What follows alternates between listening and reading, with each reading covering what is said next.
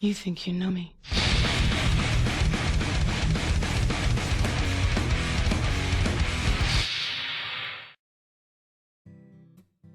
After walking and talking for a few minutes, we finally reached the park. I know I've been here before, but it feels like I'm seeing it for the first time. Odd. It's so pretty here. She's not wrong, the trees, the weather, everything. I'm really glad we came here. Huh? Did you say something? Oh, I was just saying how everything is so pretty. Mm-hmm. Ooh, we should walk the trail. What do you think? Full of good ideas as always, I see. Sure, let's get going. As I finish saying this, I can't help but notice a headache creeping in. We begin to walk the trail of the park.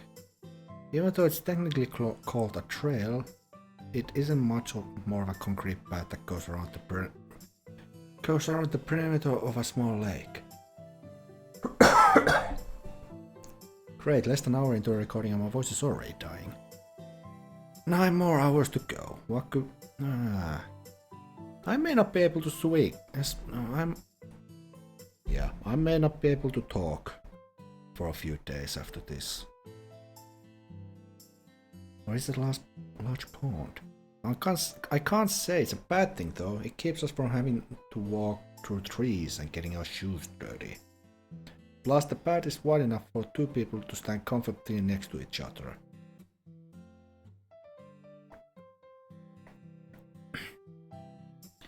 After walking for a few minutes, I realized me and Sayori haven't talked since we started. She seems to be entranced by the view, like it has been a lifetime since she's seen it. I wonder how long it's been since she's come here. Surely she told one of the club members about this place. We always loved coming here as kids. Running through the woods, climbing trees, getting scolded by our parents when we jump in the lake. I wipe some dust out of my eyes as I think about it. Hey Lopsa, remember that time a bird flew out of the bush and scared me? How could I not forget? You lost your footing and fell off the bank. You started crying about how you were drowning even though the water was barely a foot deep. I had to practically carry you out of it. Our parents were so mad when they saw us. I couldn't help it, I was really scared. Don't worry, I believe you. I remember you going around telling everyone how I saved you and how I was your hero. Yeah, that. It suddenly feels like someone dumped a ton of bricks into my stomach. Thinking about how Sayori told people I saved her. How she called me a hero. Damn it. I feel tears draining my eyes, but I managed to hold them back. Lopsa, are you okay? Yeah, I was just thinking about all the fun we had here, you know? Actually, come to think of it, it's been quite a while since we've come here together, hasn't it?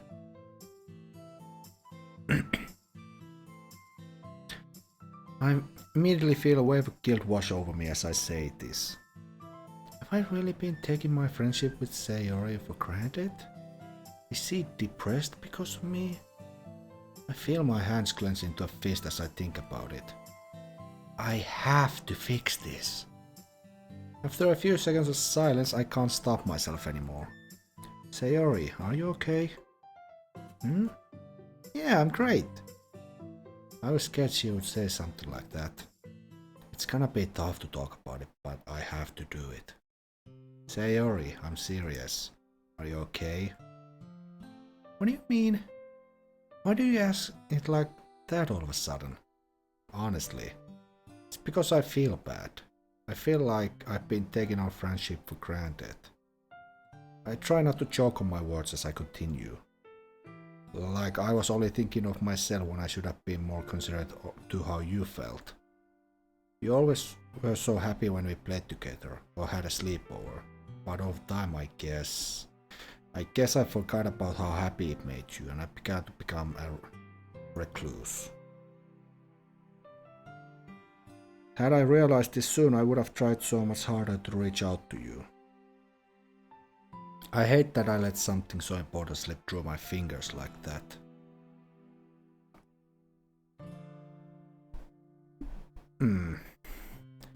I was actually just looking at Sayori, I wasn't paying attention to the text, so I've been so selfish, I just Stop!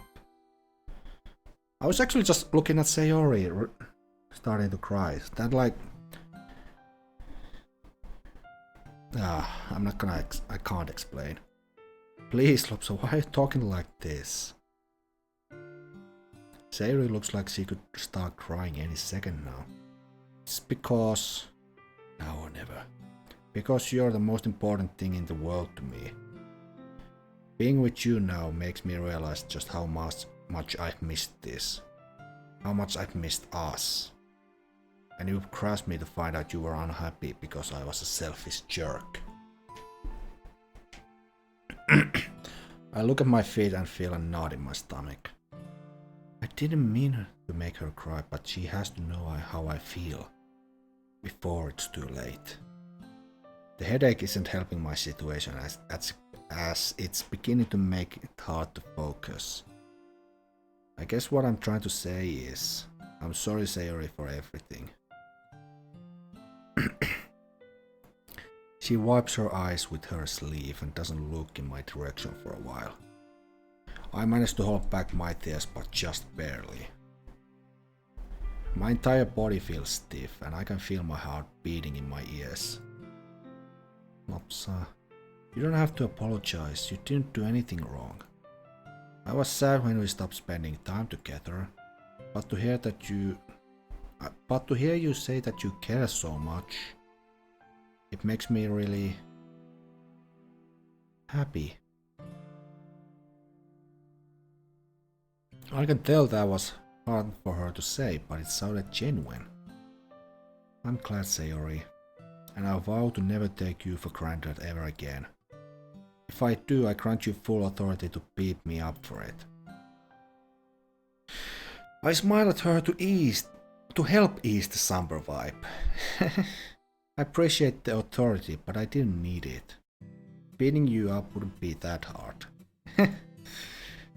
I feel relieved to see her cheering up like this. I would say put my mind at rest, but this headache is only getting worse. I honestly thought it would be harder to cheer her up after the way she acted Sunday morning. But maybe it hasn't gotten that bad yet. And it won't be. And it won't if I can't help it. Ouch, don't I look weak, do I? I don't look that weak, do I? Well, when's the last time you lifted the weight, huh? When's the last time I saw a weight? One of my face beginning to heat up as I watch her giggle. God, I really do care about her. We continue walking the path of the park, joking and laughing with each other until finally... And so then I said, hey, that's pretty good. It makes sense that she would... I stop in my tracks and clutch my head, feeling a sharp pain in my temples. Lopsa, are you alright? I'm fine. As I say this, I see a red drop fall from the crowd below me. Your nose is bleeding. What? I put my index and middle finger up to my nose and I see it smeared with blood as I pull them away. Oh shit. I'm just like Booker DeWitt. That's a reference I actually do get. This is awesome. Oh no, wait, that might be a bad thing. Does that mean Sayori is Elizabeth? I hope she doesn't start throwing shit at me. This is what normal people think when they get a nosebleed, right? Lopsa! Huh? Oh, sorry, I'm fine, I was just zoning out. How do you zone out while your nose is bleeding? I guess like this. I proceed to stare at the tree with a blank expression on my face. Lopsa, this is serious. You should go to a hospital. Isn't that a bit of an overreaction? Some Tylenol and a few tissues should work just fine, you know? She still looks concerned, and I can't help but worry a little myself. A nosebleed or a headache are fine on their own, but when they happen at the same time like this... Well, here, I don't have any medicine though. Sayori pulls out some tissue paper from one of her pockets and hands it to me.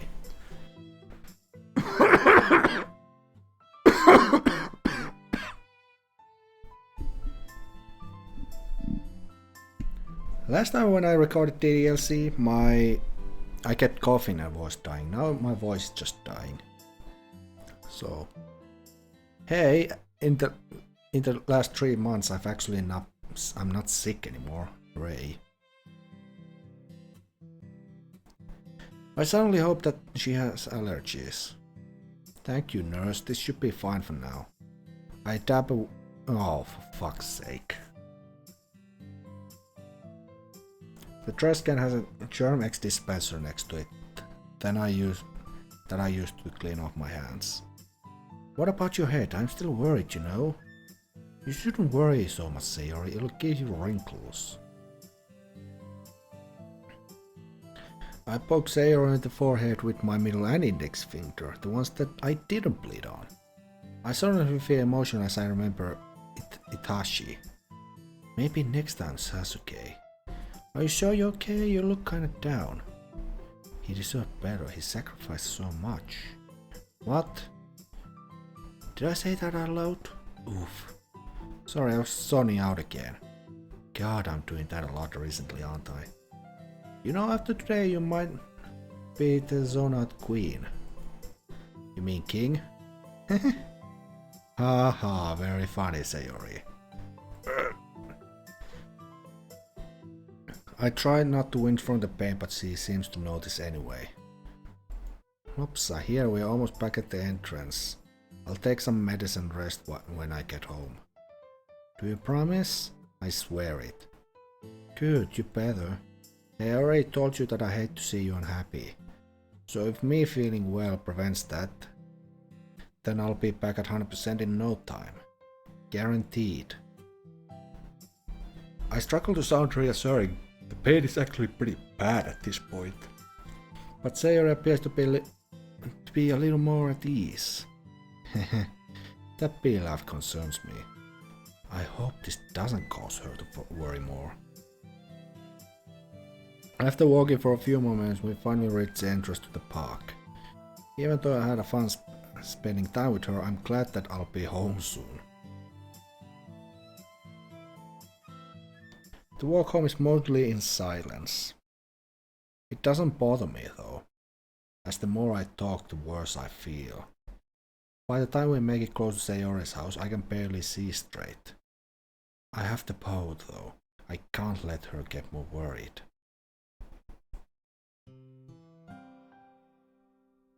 I'm glad that we went to that park. I had a lot of fun spending time with you.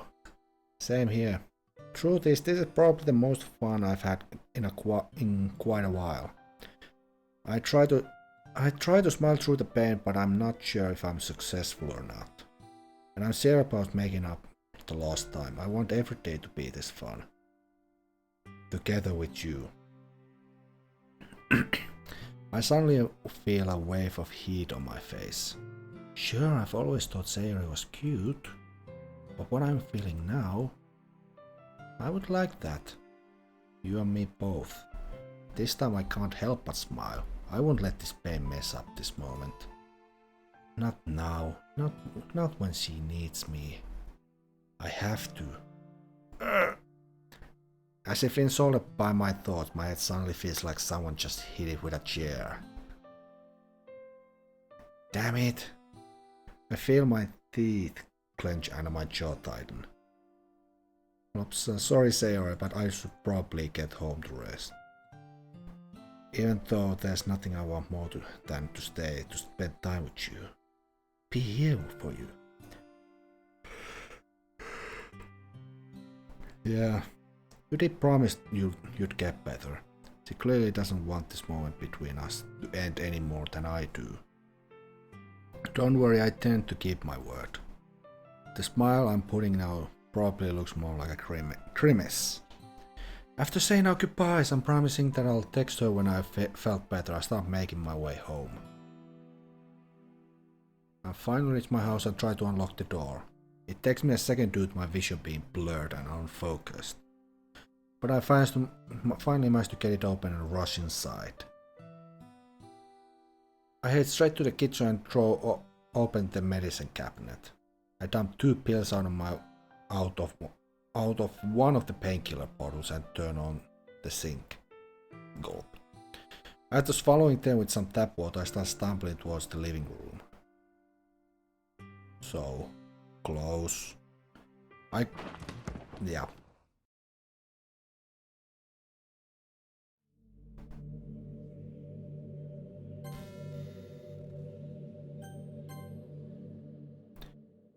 Is he actually like me? He ignored the prompt when I wasn't even there. There's no way he should be able to say yes to my question. I made sure the only options were no. And then there's the fact that I couldn't see the other side this time. When I tried to see through him, I just saw him, no one else. Concerns begins to sprout out as I think about not being able to see the outside world. What's happening and why now? I fail to come up with any good explanation. He doesn't appear to know what we are, yet he seemed troubled by his hanging comment, like he knows about Sayori. Plus his personality is totally different. He's more confident this time and his interest in the girl seems to have increased. If he really does know about this being a game, how would he have changed? Perhaps his memory only goes to that point in time, like he was reset before he learned about me. But how? That reset normally breaks the code and corrupts everything. Will that happen to me? Will what happens to me be the same, or does him being different affect me as well? My concern turns to fear as I think about what I become later. I felt disgusted when he first went off script. But if he really is like me, perhaps we could. I feel my heart start to beat faster as I think about it. Ugh. The pain in my temple spikes for a second, causing me to freeze up. Why won't this headache go away? I lay my arms and head on my desk. I wonder who he'll write his poem for.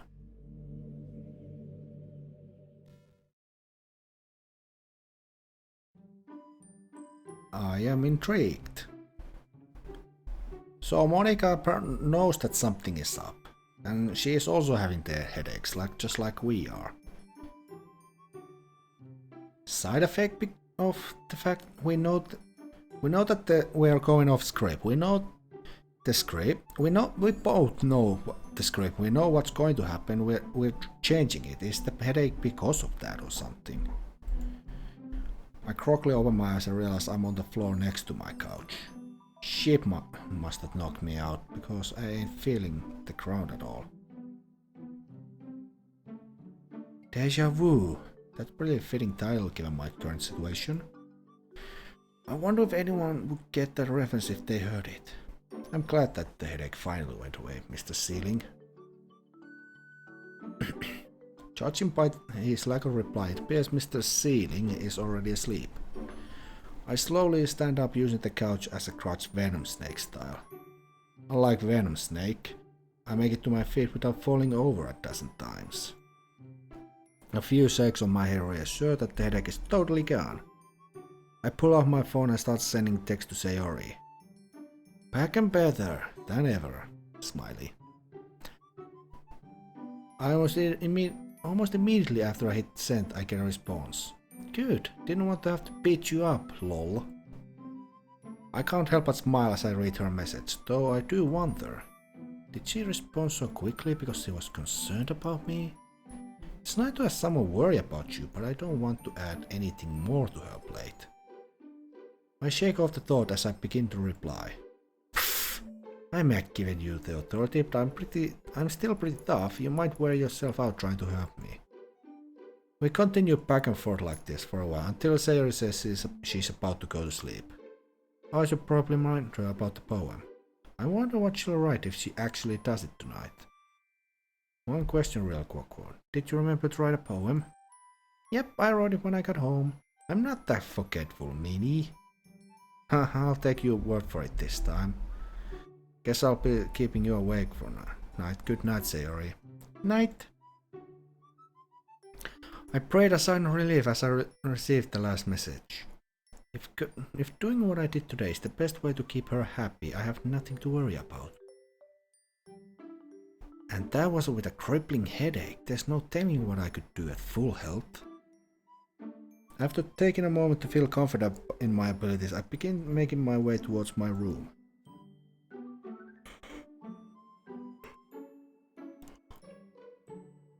Now that the pain is gone, I can try to assess what all has happened today and possibly what's going on. Let's see. I guess the big question is, why would I go back to today? If all of what I saw really happened, it's like I came back in time to prevent Sayori's the word gets caught in my throat. I tried to shake off the thought. After spending time with her today, it's hard to believe that she would do something like that. Or maybe it just shows how little I know about her. Damn it, I can't think like that. What else is there? So far everything that I haven't directly affected has stayed the same as last Tuesday.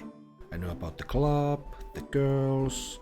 Hell, I knew the exact words to some of the conversations. But if it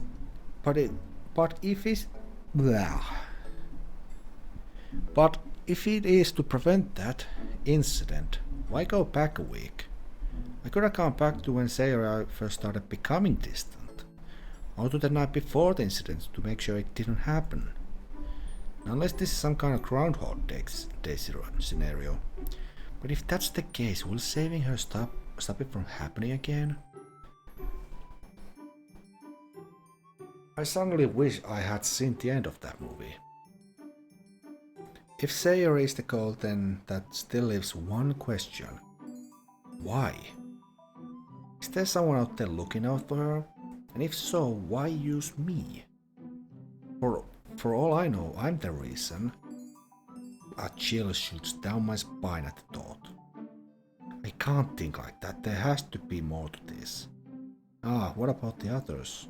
Natsuki seems to have problems at home, and there's no telling with Yuri. I suppose I could try to find out if there's anything wrong with her, but what do I do about Natsuki? She locks up every time her dad comes up, and I've never heard her mention her mom. How does someone like me settle a family dispute?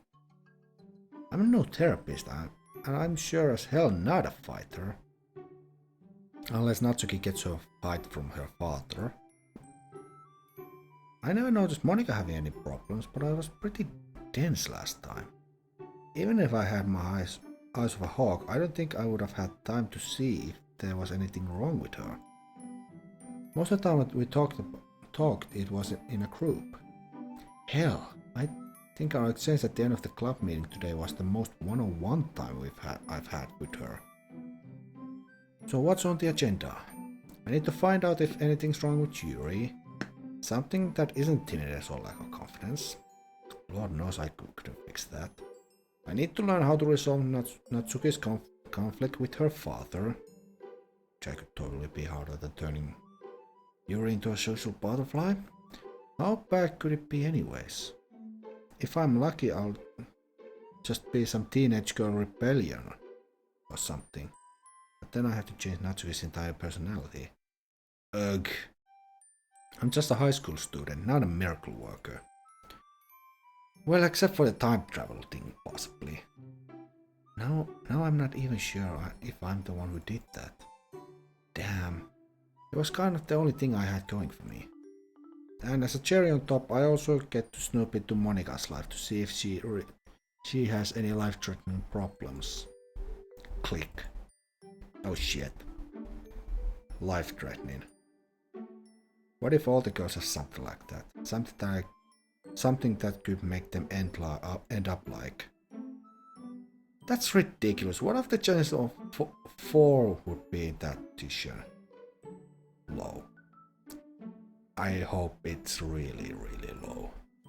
If mental illness is a bird of a feather type thing, I don't think my heart could handle it. Spending time with just Sayori seems to...